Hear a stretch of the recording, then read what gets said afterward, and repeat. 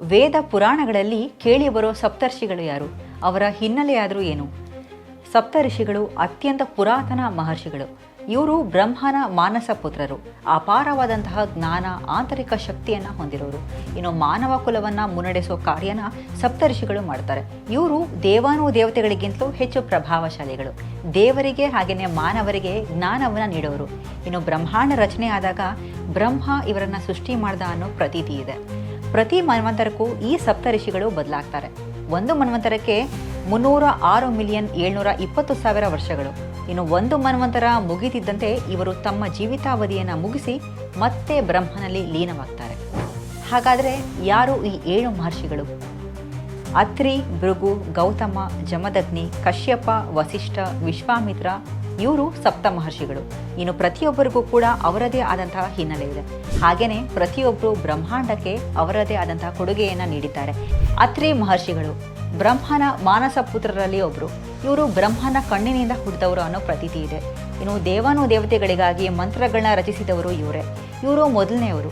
ಹಾಗಾಗಿ ದೇವತೆಗಳ ಮಂತ್ರಗಳಿಗೆ ಇವರೇ ಬುನಾದಿ ಅನ್ನಬಹುದು. ಕೃತಿಕಾ ನಕ್ಷತ್ರವನ್ನು ಮೊದಲು ಕಂಡುಹಿಡಿದವರು ಮಹರ್ಷಿ ಅತ್ರಿಗಳು. ದೇವತೆಗಳಿಗೆ ಮಂತ್ರವನ್ನು ರಚನೆ ಮಾಡಿದವರು ಅಂದರೆ ಅದೆಷ್ಟು ಪ್ರಭಾವಶಾಲಿಗಳು ಅಂತ ನೀವೇ ಒಮ್ಮೆ ಯೋಚನೆ ಮಾಡಿ. ಭೃಗು ಮಹರ್ಷಿಗಳು ಭೃಗು ಸಂಹಿತ ಅನ್ನೋ ಗ್ರಂಥವನ್ನು ರಚನೆ ಮಾಡಿ ಜ್ಯೋತಿಷಾಸ್ತ್ರಕ್ಕೆ ಗಟ್ಟಿಯಾದ ನೆಲೆಗಟ್ಟನ್ನು ನೀಡಿದವರು. ಇನ್ನು ಮಹಾಭಾರತದ ಕಾಲದಲ್ಲಿ ಅನೇಕ ರಾಜರ ಪ್ರಾಮಾಣಿಕತೆಯನ್ನು ಪರೀಕ್ಷೆ ಮಾಡಿದವರು. ಪ್ರಭು ಶ್ರೀರಾಮಚಂದ್ರರಿಗೂ ಒಮ್ಮೆ ಪರೀಕ್ಷೆಯನ್ನು ಒಡೆದವರು. ಸತ್ಯ ಹಾಗೆಯೇ ಧರ್ಮದ ಹಾದಿನಲ್ಲಿ ನಡೆಯೋರನ್ನು ಪರೀಕ್ಷೆ ಮಾಡಿ ಅವರು ಸತ್ಯವಂತರೇ ಆಗಿದ್ದರೆ ಅಂಥವರನ್ನು ಕೊನೆವರೆಗೂ ಕೂಡ ಇವರು ಕಾಪಾಡ್ತಾ ಇದ್ರು. ಗೌತಮ ಮಹರ್ಷಿ ಗೌತಮರು ಧರ್ಮಸೂತ್ರ ಅನ್ನೋ ಸೂತ್ರಗಳನ್ನ ರಚನೆ ಮಾಡಿ ಧರ್ಮ, ಸತ್ಯ, ರಾಜನ ಕರ್ತವ್ಯ, ಪ್ರಾಮಾಣಿಕತೆ, ಪ್ರಜೆಗಳ ರಕ್ಷಣೆ ಈ ಎಲ್ಲ ವಿಚಾರಗಳಿಗೆ ಸಂಬಂಧಪಟ್ಟಂತೆ ಅನೇಕ ಸೂತ್ರಗಳನ್ನ ಕೊಡುಗೆಯಾಗಿ ನೀಡಿದವರು. ನ್ಯಾಯ ಸೂತ್ರವನ್ನು ರಚನೆ ಮಾಡಿ ವಿನೂತನ ಬಗೆಯ ಶಿಕ್ಷಣ ಪದ್ಧತಿಯನ್ನು ಹುಟ್ಟಾಕಿದವರು. ಜಮದಗ್ನಿ ಮಹರ್ಷಿಗಳು ವಿಷ್ಣುವಿನ ದಶಾವತಾರಗಳಲ್ಲಿ ಒಂದಾದ ಪರಶುರಾಮರ ತಂದೆ ಜಮದಗ್ನಿ. ಇವರು ಆಯುರ್ವೇದಕ್ಕೆ ಸಂಬಂಧಪಟ್ಟಂತೆ ಯುದ್ಧ ನೀತಿಗಳಿಗೆ ಹಾಗೆಯೇ ಶಸ್ತ್ರಾಭ್ಯಾಸಕ್ಕೆ ಸಂಬಂಧಪಟ್ಟಂತೆ ಸಹಸ್ರಾರು ವಿಚಾರಗಳನ್ನ ಕೊಡುಗೆಯಾಗಿ ನೀಡಿದವರು. ಇವರು ಅನೇಕ ಕಾಯಿಲೆಗಳಿಗೆ ಆಯುರ್ವೇದದಲ್ಲಿ ಚಿಕಿತ್ಸೆ ಕಂಡುಹಿಡಿದವರು.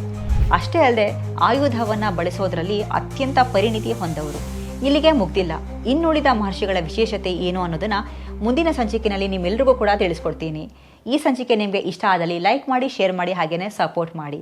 Stay tune to Priya talkies.